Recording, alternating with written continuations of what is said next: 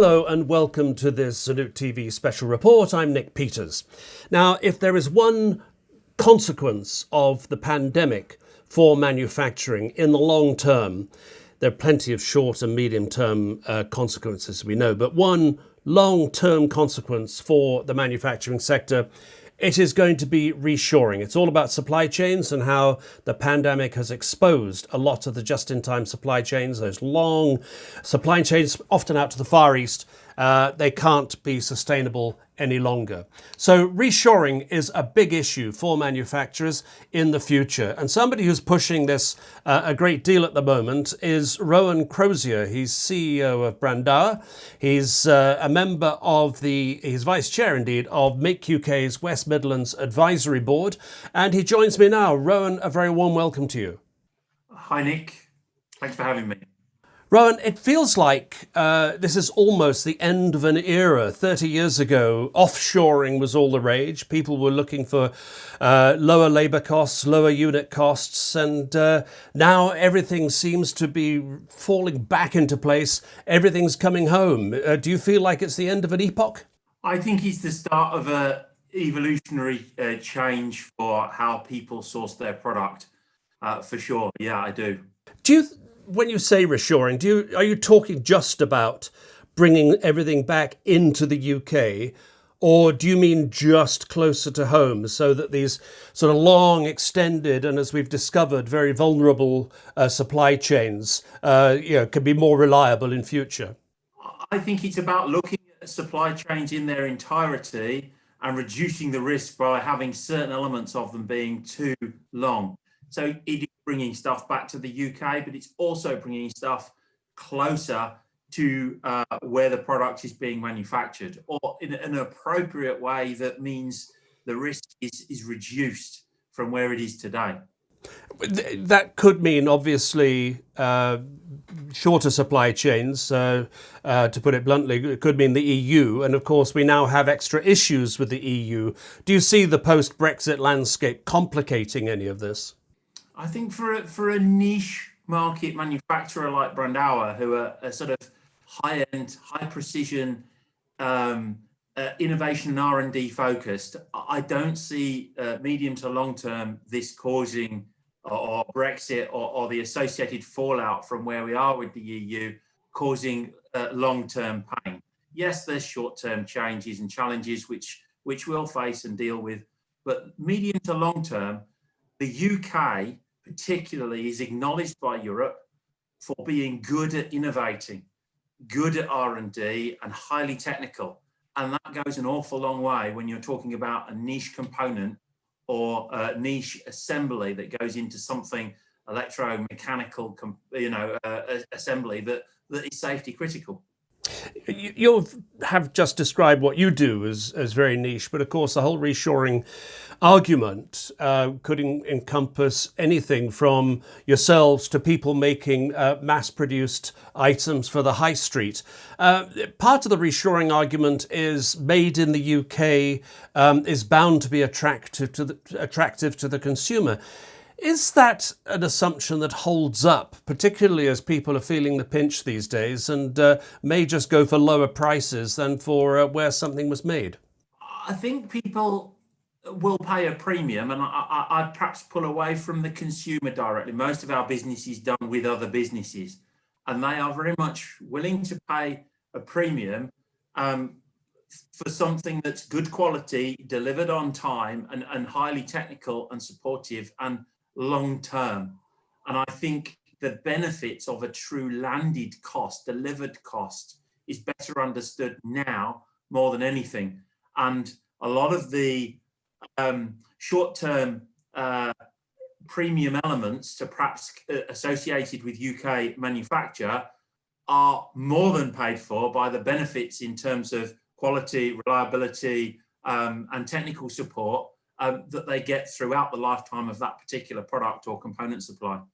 That brings me to the potential danger. I mean, one of the dangers that was faced back in the 90s was that not only were things made in the UK more expensive, and people were looking for the new opportunities in terms of cost and price that globalization offered, but they weren't necessarily up to standard. That premium element didn't exist. Isn't there a danger that if you bring things back, it maybe works great in the short, medium term, but eventually there's a risk of prices going up, quality maybe not be quite so good, efficiency not being quite so good, and then the cycle starts all over again? How do you get over that?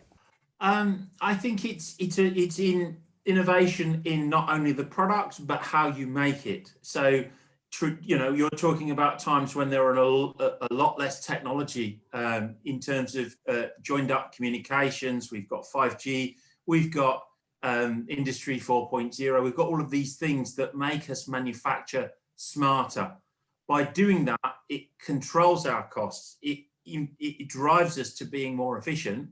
If we take labor content out of a product and make it ourselves more productive, and put that saving into investment in technology and capability, then we can maintain competitiveness and improve quality and keep doing what we're doing. We're in a different place technically where we were when this previous revolution happened. Yeah, I think that's right. I think I'd go along with you on that. What, though, are the risks and downsides? There have to be some. This is surely not a one-way street. Absolutely. I mean, if you compare China as an economy, it was one of the main places that offshoring went to. In terms of now and maybe 30 years ago, they've moved on hugely in terms of their ability, their quality, their embracement of automation, reduction in labor costs. So that doesn't necessarily go away. And I still think there's a place for China for certain products. I think the higher risk, higher quality, maybe PPE, for example. So medical face masks or visors, which is a market we've moved into, which is much more appropriate to manufacture those cost effectively to the right quality standard locally here. We don't have any supply chain issues. We don't have any shortage issues because they're being sold to other markets instead of ours. We're masters of our own destiny. So I think it's about picking the appropriate product, applying a reshoring activity to that particular product or that particular supply chain based on its own merits. Given that you're inviting fellow manufacturers to change the entire way they view their supply chains, what do you think the challenges are for them? What would you highlight for them that they should be considering as something really to get a grip of as they consider this? Well, I acknowledge and appreciate, we transfer different processes around already in terms of what we do, progression tooling. Customers often move them to different suppliers. And what we've done is recognize the risk associated with that change and managed it with a proven process. So what I would encourage, other manufacturers to do is to balance the risk of actually making a change to their supply chain with the risk of actually negating by successfully doing it. And that is material shortages, poor quality, higher landed costs, as I talked about earlier on. And it's making sure you make the decision with both things in mind. Yes, it's risky to make any change to any supply chain, but the benefits of doing it almost certainly have to outweigh the risks you're talking about by fixing other problems. You mentioned when you talked about this in a statement earlier, you talked about government support and incentives for reshoring. Now, I'm wondering if that's something you just think would be a nice to have, or whether this is an organic process that could and should take place on its own. It's beginning to take place already. So we have accessed government support via Innovate UK to develop a particular type of flexible tooling solution that will enable us to offer a low, no-cost alternative for nose clips, nose clips go on to medical face masks. That's been hugely helpful in terms of, a contribution to an R&D project. And by that contribution, it de-risks for an SME like Brandauer our approach to it. So it is happening, and it will lead to opportunities with face mask OEMs to come to Brandauer and order what they need. So I think the process must be supported and driven by those sorts of initiatives.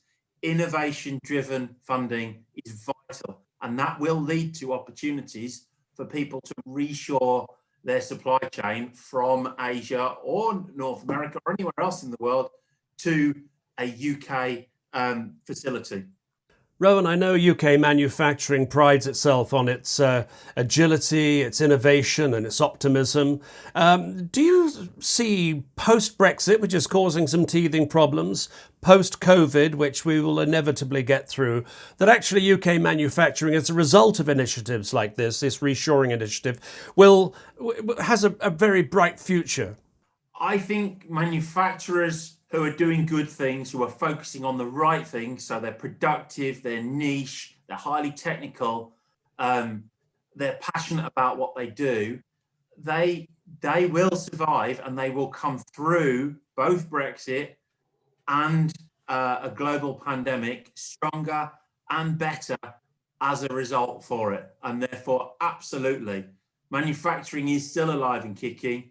It is a revenue generator, a job creator, and we are here to stay. And I think this will only bring opportunities that those that want it in manufacturing. Well, amen to that, Rowan. Thank you very much indeed for being with us.